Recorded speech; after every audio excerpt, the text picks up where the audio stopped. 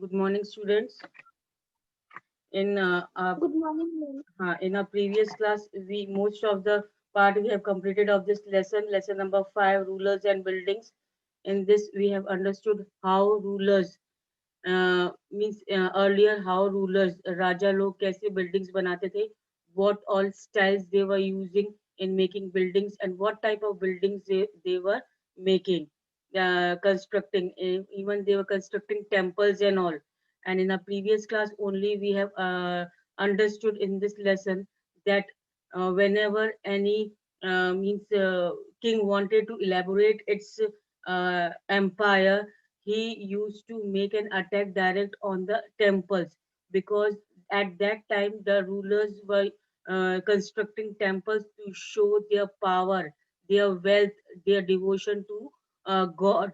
And that is why those who wanted to elaborate, expand their empire, वो दूसरे राजाओं के सीधा मीन्स टेम्पल्स को टारगेट करते थे, ताकि एक तरीके से जैसे ही वो टेम्पल्स को टारगेट करते थे, वो टेम्पल्स उनके पावर अंडर में आ जाता था।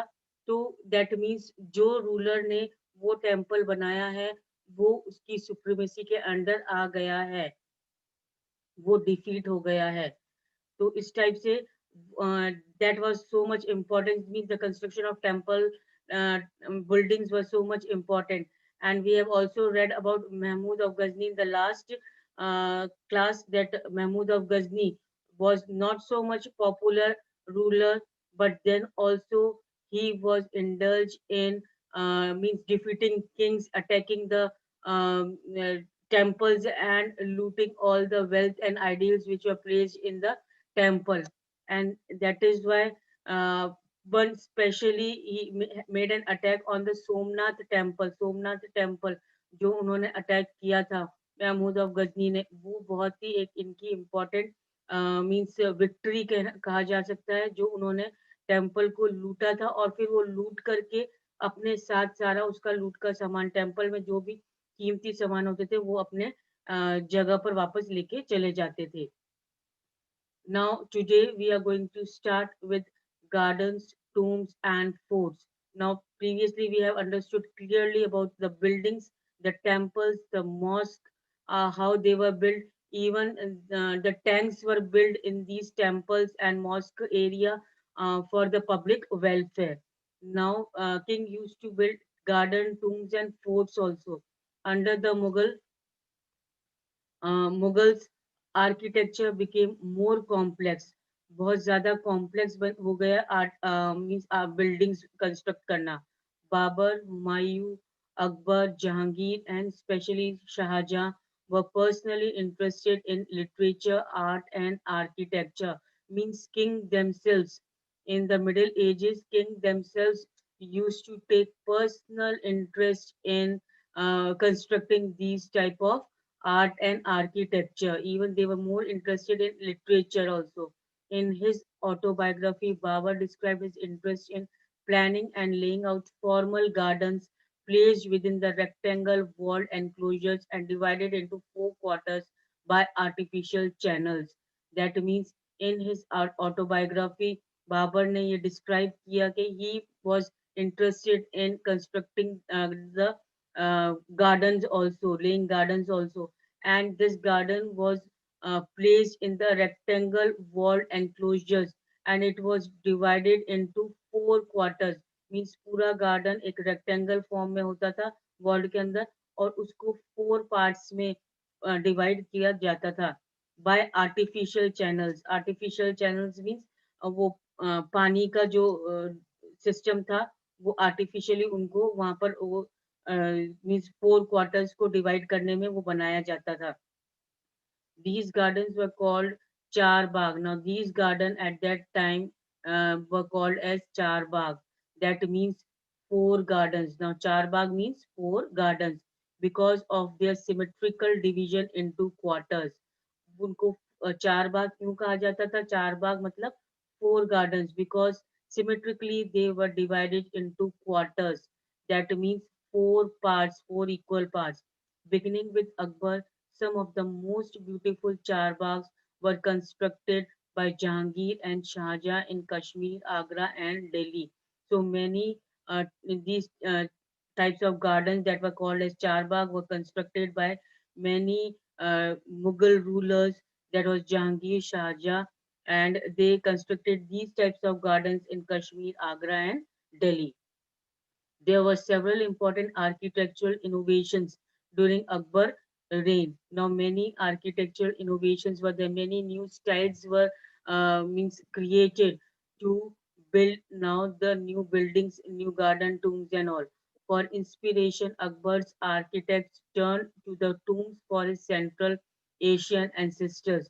Now, अकबर के जो architects थे वो अब tombs बनाने लगे. Tombs means मकबरे.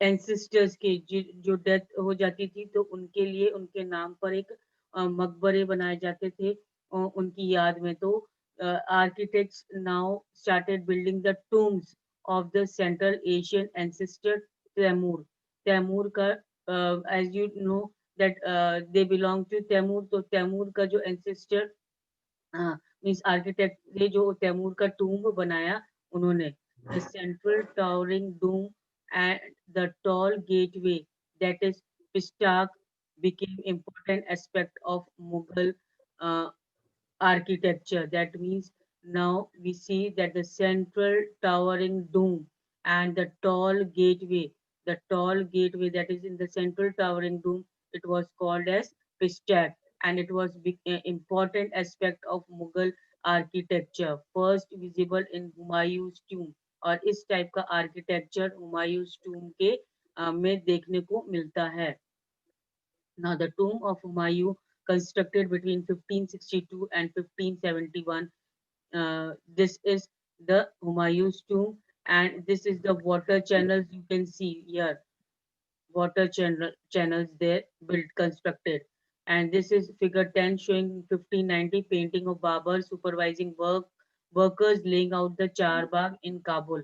अब ये सुपरवाइज कर रहे हैं बाबर जो कि ये उनके वर्कर्स जो चारबाग को अ, बना रहे हैं इंटरसेक्ट कर रहे हैं. Now note how the intersecting channels on the path create the characteristics Charbagh design. अब ये आप नोट करिए कि कैसे ये इंटरसेक्ट किया गया इस चारबाग को और एक तरीके से सचमुच में ये एक तरीके से चारबाग का डिजाइन क्रिएट किया गया था.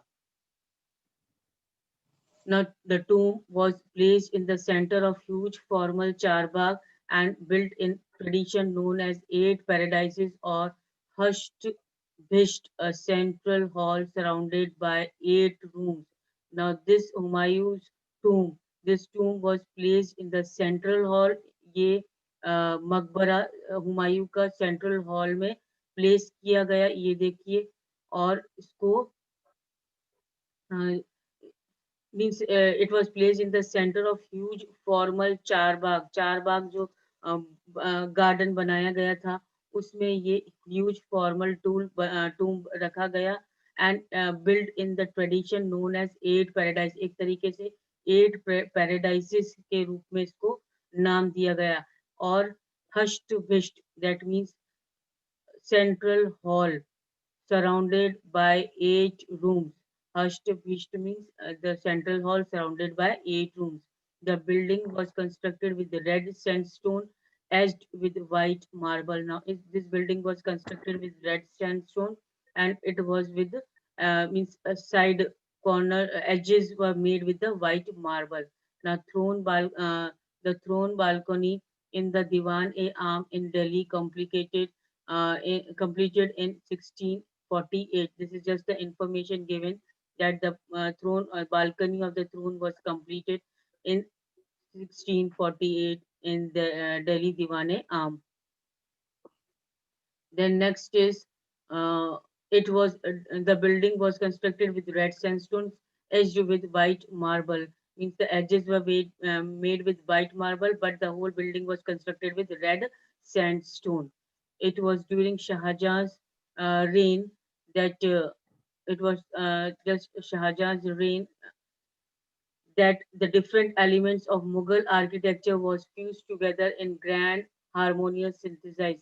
That means in Shah Jahan's reign only the different elements of Mughal architecture was synthesized, means were fused together with, were means brought together in a grand harmonious synthesis in, means all the different elements of making a structure or constructing a building. All the art and style was means brought together and used together in many a peaceful way, and the building was constructed during Shah Jahan's reign. His reign witnessed a huge amount of construction activity, especially in Agra and Delhi. अब उनकी जो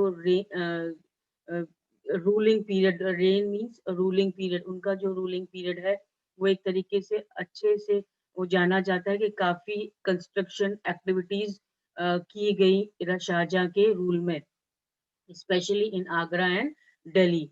The ceremonial hall of public and private audience, Diwan-e-Khas o Aam, were carefully planned. Now, this ceremonial hall means in which different types of ceremonies were held of public and private audience. Means public audience was also present, even private audience was also there, and that was called as Diwan-e-Khas o Aam. Means Diwan-e-Khas, Khas means special people, and Diwan o Aam means general common public. So this ceremonial hall was there, which was for both public, that is Diwan e Aam, and private, them that is Diwan e Khas. So were carefully planned, placed within a large courtyard. These courts were also described as Chilhil Sultan or 40 pillared hall. Now, as this ceremonial hall were placed within the large courtyard, बड़ा सा courtyard था. These courts were also described as Chihil Sutun or 40 pillared halls. The Shahjahan's audience halls was specially constructed to resemble a mosque. Now, this audience hall was specially constructed to in the resemblance of a mosque. Means एक तरीके से एक mosque की place of worship of Muslim, उसको वो resemble करता था this audience hall. The pedestal on which his throne was placed was frequently described as a qibla. Now, what was qibla? Qibla was a pedestal on which the throne was placed. It was called as qibla.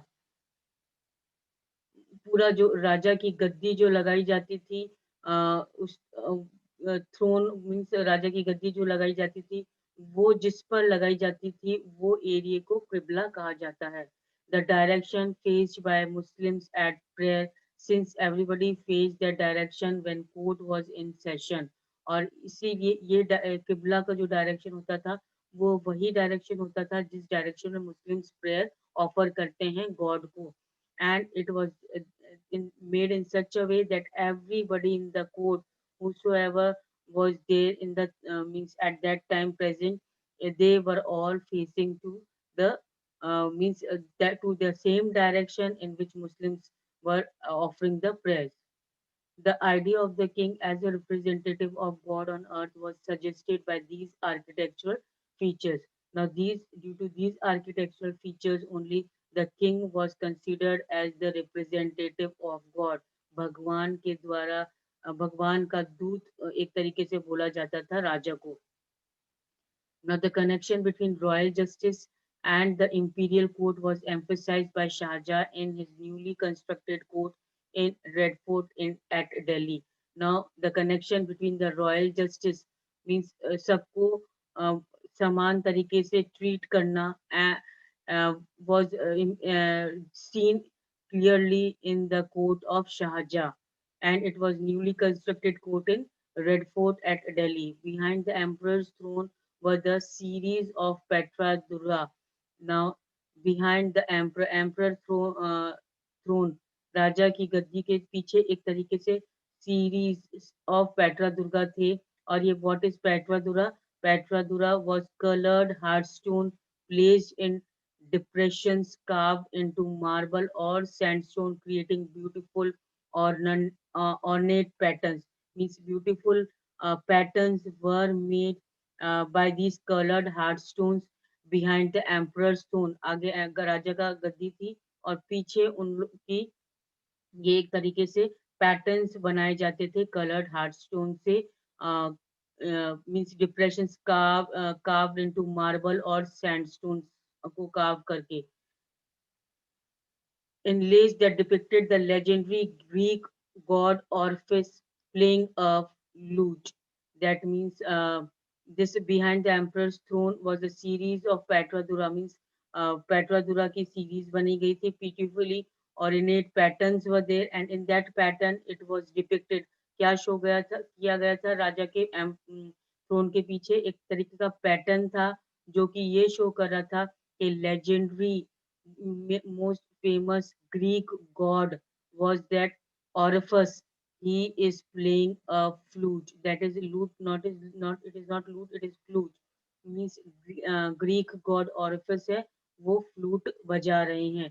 इस type की means beautiful patterns create किए जाते थे जो कि इस type से show करते थे कुछ ना कुछ related. It was believed that Orpheus' music could calm ferocious beasts until they coexisted together peacefully.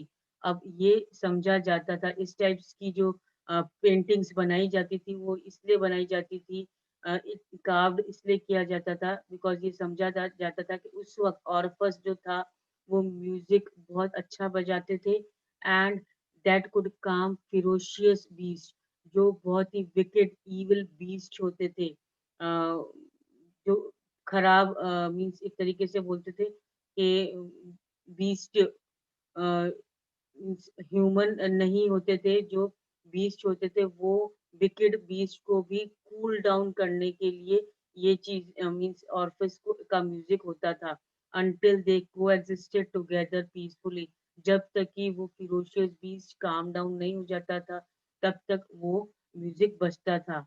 The construction of Shahjahan's audience hall aimed to communicate the king's justice would treat the high and the low as equals, creating the world where all could live together in harmony.